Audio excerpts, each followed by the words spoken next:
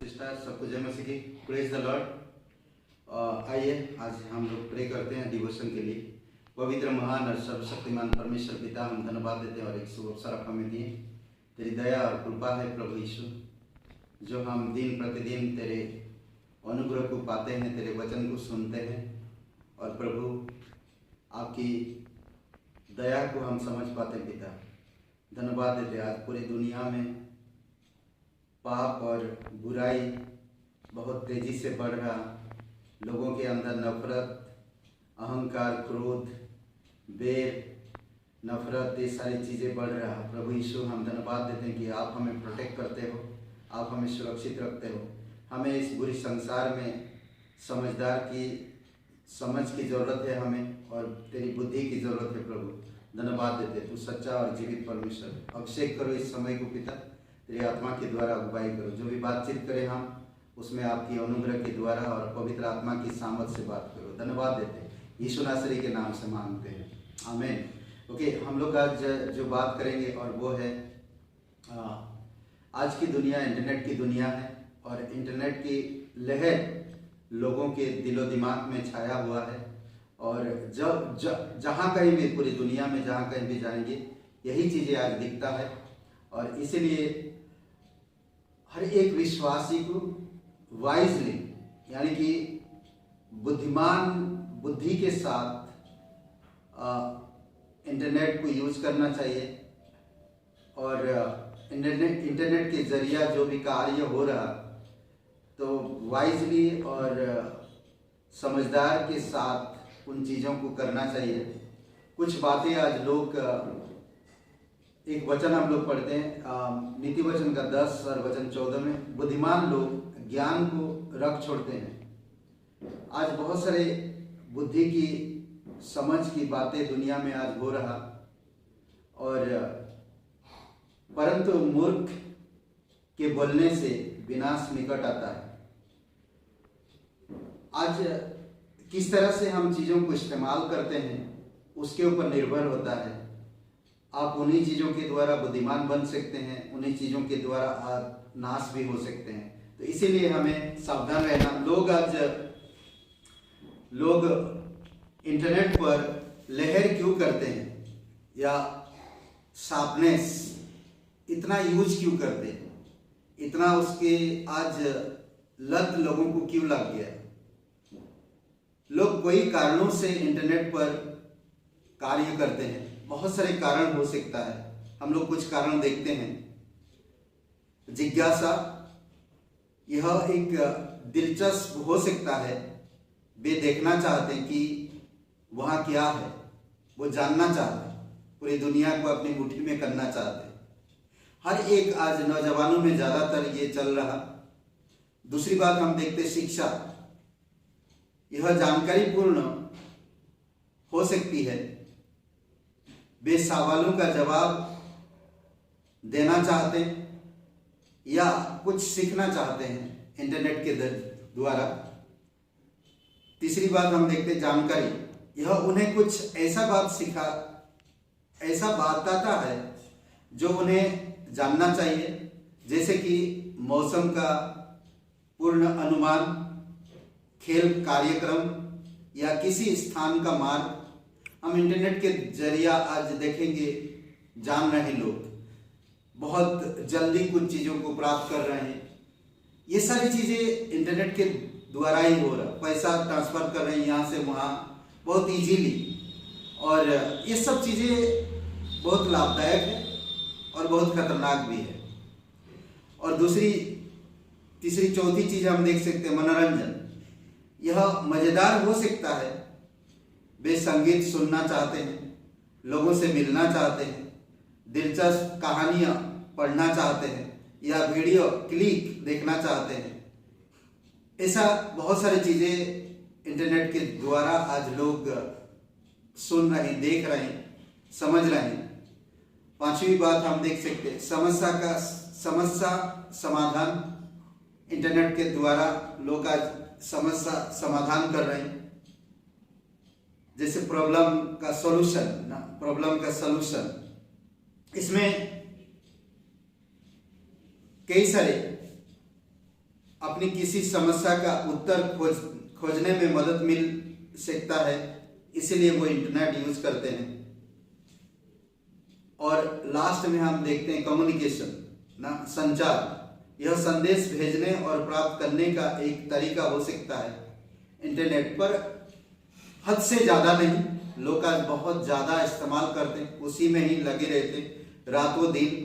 लोगों की मेंटालिटी, लोगों की नज़र, लोगों की बाकी रिलेशनशिप में कमी दिख रहा आजकल। लोग आज बुक पढ़ना पसंद नहीं करते, बाइबल पढ़ना पसंद नहीं करते। लोग आज इंटरनेट बोल देते हैं, गूगल में बोल देते हैं और वो संदेश आ जाता है और वो संदेश सुनते हैं बाइबल के बारे में। जब तक वो खुद पढ़ेंगे नहीं तब तक वो ज्ञान नहीं होगा, वो बुद्धि नहीं आएगा। बुद्धि, ये सारे बुद्धि कहाँ से आया? ये सारे बुद्धि का उत्पादक हम देख सकते परमेश्वर है। इंसान कंप्यूटर बनाया, इंसान इंटरनेट बनाया और इंसान इसको यूज भी करता है। और इसी में कई बार इंसान बिगड़ता भी है और कई बार बुद्धिमान बनता भी है। अगर आज हम परमेश्वर की विश्वासी हैं, परमेश्वर पे विश्वास करते हैं, तो हमें ज़्यादा से ज़्यादा बाइबल पे समय देना चाहिए, बाइबल के वचनों पर। इसीलिए कहता, बुद्धिमान लोग ज्ञान को रख छोड़ते हैं।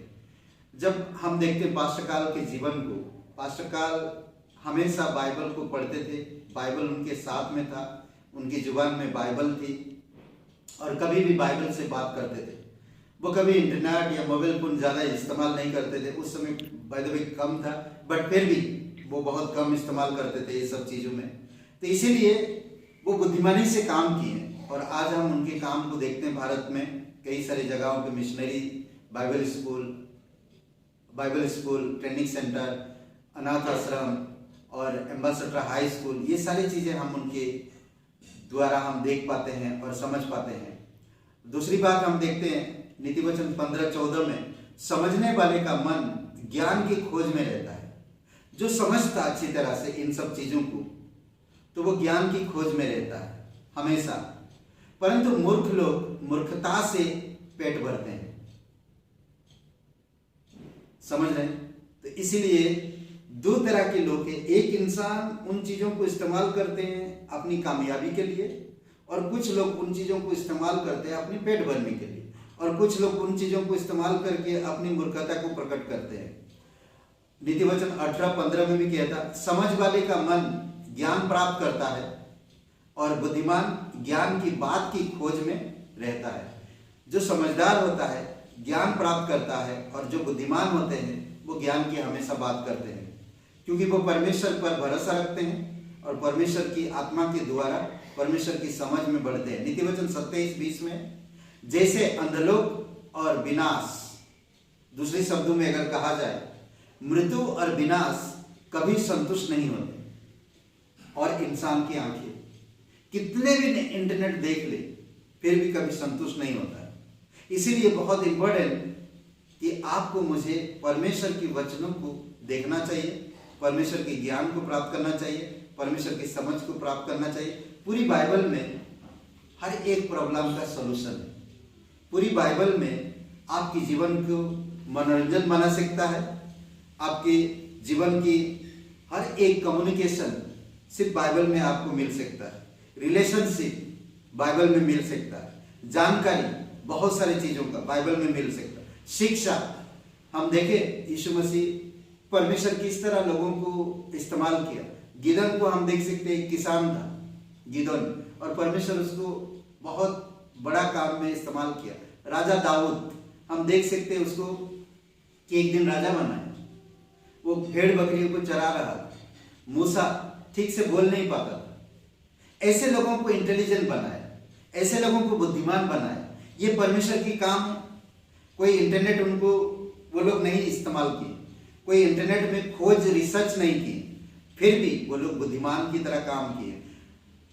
नूह, जहाज परमेश्वर ने उसको बनाने के लिए कहा था, उसी के द्वारा आज जहाज पूरे दुनिया में हम लोग देखते हैं, बड़े बड़े जहाजों को। तो नूह ने परमेश्वर की बात सुनकर जहाज बनाना स्टार्ट किया, जैसा परमेश्वर ने कहा।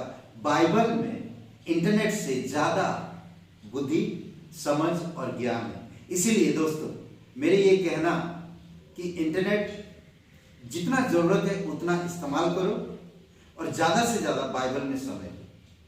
समझ रहे? वचन क्या कहता, मुझे बहुत अच्छा लगता है ये वचन, मृत्यु और विनाश कभी संतुष्ट नहीं होते, कभी भी नहीं। और हमारी इंसान की आंखें कभी संतुष्ट नहीं होगा।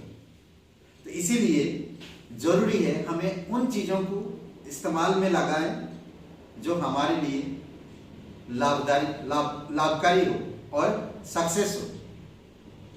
और संभवोपदेशक 12:12 में कहता, हे मेरे पुत्र, इन्हीं से चक्षी सीख। हमें इन्हीं सब चीजों से सीखने की जरूरत है। बहुत पुस्तक की रचना का अंत नहीं होता और बहुत पढ़ना देह को थका देता है। कई बार हम इंटरनेट में लगे रहते, हमारी दिमाग उतने में घूमता है और किसी के बारे में नहीं सोचता। इसीलिए हमें परमेश्वर के वचन को पढ़ना चाहिए।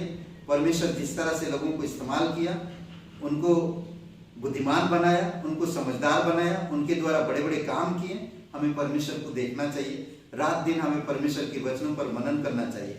और एक वचन कह सकते हैं हम लोग, 1 यूहन्ना का 2 अध्याय वचन 16 में देखिए, इसमें भी 3 चीज के बारे में बात करता है, हमारा शरीर, हमारी आंखें और हमारी जीवन की जो अहंकार। क्योंकि जो कुछ संसार में है, अर्थात शरीर की अभिलाषा और आंखों की लालसा और जीविका का घमंड, ये 3 चीज संसार में है। आज इंसान, मुझे बहुत इंटरनेट चलाना आता है, वो घमंड करते हैं। आज बहुत सारे लोग अपनी आंखों की लालसा में रहते हैं। बहुत सारे लोग अपनी शरीर की अभिलाषाओं में दिन बिताते हैं। कहता है, बी पार्ट में कहता, वह पिता की ओर से, यानी कि परमेश्वर की ओर से नहीं, परंतु संसार ही की ओर से है ये सारी चीजें। इंटरनेट ये संसार या शैतान की एक बड़ी चाल है जो इंसान को उसमें घुसा के रखे और इंसान को उसमें कॉन्सेंट्रेट और उसी में ही बिजी रखे, ताकि वो बाइबल ना खोल सके, परमेश्वर के वचनों में मेडिटेशन ना करे, मनन ना करे, बल्कि इंटरनेट में घुसे रहे। इंटरनेट में रहकर वो बुद्धिमान बने। परमेश्वर चाहता कि हम परमेश्वर से मांगे, हम उसके साथ रिलेशन रखें, हम उससे प्रार्थना करें, हम नम्रता के साथ परमेश्वर के वचनों को पढ़े, तो परमेश्वर हमें ब्लेसिंग करेगा। आमीन। आइए हम प्रार्थना करते हैं। पवित्र, महान और सर्वशक्तिमान परमेश्वर पिता, हम धन्यवाद देते हैं प्रभु, हम उन्हीं चीजों पे मन लगाए जो आत्मिक हो और जो चिरस्थायी हो। इंटरनेट इस संसार की एक चाल है और शैतान की, जो हमें बिजी रखता है। और जो लोग इसके लत लगे हैं, जो लोगों ने इसके लहर लगी है या लत लगी है, वो कभी भी परमेश्वर मुड़कर नहीं आते और अपनी समय बर्बाद करते, वचनों को याद नहीं कर पाते, संदेश को पूछो तो टॉपिक नहीं बता पाते, प्रार्थना नहीं कर पाते, केवल इंटरनेट से ही वो हवा में बातें करते। पिता प्रभु यीशु, हम प्रार्थना करते हैं कि लोगों का हृदय और मन तेरे वचनों पर जाए, उनकी आंखें तेरे वचन को देखे और उनकी आंखें तेरे क्रूस को देखे और उस आने वाले राज्य को देखे जो आप हमें 1000 वर्ष के लिए देंगे। धन्यवाद देते प्रभु। प्रत्येक भाई बहन को अभिषेक करो, जो लोग सुनते वचन, और उन्हें आशीषित करो और वचन में ज्यादा बढ़े प्रभु यीशु मसीह। वचन पढ़े, समय निकाल कर आपके साथ समय बिताए। धन्यवाद देते, तेरी स्तुति महिमा करते। प्रार्थना हमारे उद्धार करता यीशु मसीह के नाम से मांगते हैं। ब्रदर एंड सिस्टर, सबको जय मसीह की। Praise the Lord. शुभ दिन आपका, और लाइक करिए, कमेंट करिए और शेयर करिए। बहुत बहुत धन्यवाद।